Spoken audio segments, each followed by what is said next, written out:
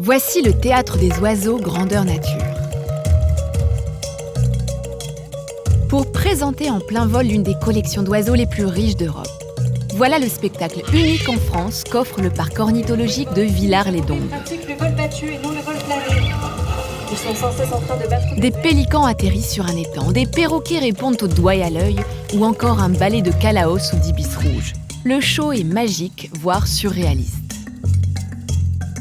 Mais ici, tous les dresseurs connaissent les animaux depuis leur naissance. On est en permanence avec eux. Donc leurs parents sont présentés au public dans différentes volières, différents enclos. Mais les oiseaux qui sont au spectacle, on est obligé d'être avec eux tous les jours, de les faire voler tous les jours. Donc du matin au soir, 365 jours par an, on est avec eux. Pour arriver à un résultat aussi saisissant, l'investissement, c'est toute l'année pour les soigneurs qui s'occupent des 2500 espèces du parc. Autruches d'Australie, condors des Andes, perroquets d'Amérique du Sud, flamands d'Asie, manchots d'épaule, c'est un véritable tour du monde des oiseaux que l'on réalise. Et pour que la carte postale reste intacte, en coulisses, les animaliers sont sur le qui-vive. Accueillir ces aracanindés en voie de disparition, par exemple, n'est pas une activité sans danger. Ouais. Alors par là peut-être. Mais dépasser les traumatismes des maltraitances pour ces animaux et recréer de la sociabilité avec de nouveaux congénères relève d'un véritable défi pour les scientifiques du zoo. Un défi dont l'enjeu est la reproduction en captivité. Depuis que les 3 jeunes sont arrivés, comment ça se passe avec le couple ?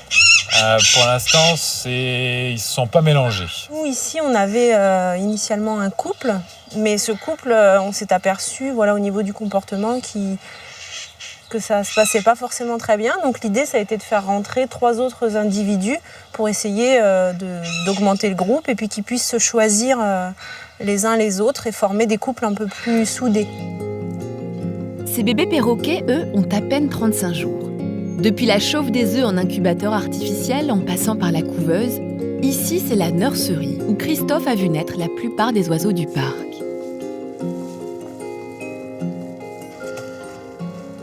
Ça va ? Ouais.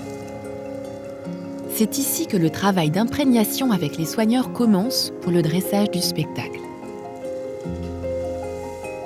Ici, en effet, c'est une des premières rencontres entre les oiseaux et les animaliers. Donc déjà, les animaliers de la nurserie qui vont les élever. Et à la fin de l'élevage en nurserie, donc les animaliers du spectacle commencent à venir les voir pour ensuite donc, les récupérer dans leur site.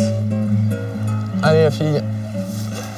Retour dans l'arène pour les premiers pas d'une nouvelle venue Ara-Hyacinthe, Estelle, 3 ans. Allez, bébé. Hop, hop, hop, hop. Eh bien, la fille. Pour le show, il est impératif de prendre en compte la psychologie de l'oiseau pour le dressage, et en particulier sur les perroquets Ara. C'est des oiseaux qui ont vraiment une sensibilité, un attachement par rapport aux soigneurs et qui ont vraiment des caractères bien déterminés. Si je les mets côte à côte d'eux, Julie ne va pas apprécier du tout, quoi. Voilà, ils ne vont pas aller se faire des papous, se toucher, avoir un contact. Voilà. Si quelquefois certains oiseaux ont du mal à rentrer dans leur cage, tous, en revanche, reconnaissent la voix de leur maître. Et les animaliers sont très attentifs aux besoins des pensionnaires. Pour les stars du zoo, les toucans, le parc a reproduit une serre aussi humide que la forêt amazonienne, en respectant scrupuleusement la végétation et le régime alimentaire de base, les fruits.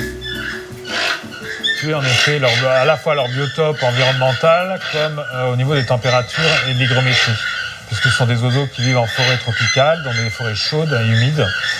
Donc c'est pour ça qu'on a choisi de les installer ici. Lors de notre voyage en Amérique du Sud, on passe de la forêt amazonienne des toucans à la pampa marécageuse des ibis rouges. Ici, nous sommes à ciel ouvert, en contact direct avec les oiseaux. On peut les voir voler, communiquer et même en période de reproduction, nidifier. Donc c'est une volière pénétrante où les gens sont vraiment en contact avec les oiseaux. On a essayé de reconstituer au maximum cette partie d'Amérique du Sud où vivent essentiellement donc les ibis rouges que l'on peut voir là, perchés sur les arbres. Et les spatules roses sont donc ces oiseaux qui sont légèrement rosés blancs avec un bec assez plat. Et le but, c'est en effet de pouvoir observer le mieux possible et le comportement naturel des oiseaux et de les voir voler également. Une stratégie de contact avec les oiseaux tout aussi bénéfique pour l'approche scientifique que pour le grand public. Le parc des oiseaux de Villars-les-Dombes, c'est plus qu'un passage obligé dans la région, c'est un véritable tour du monde en une journée.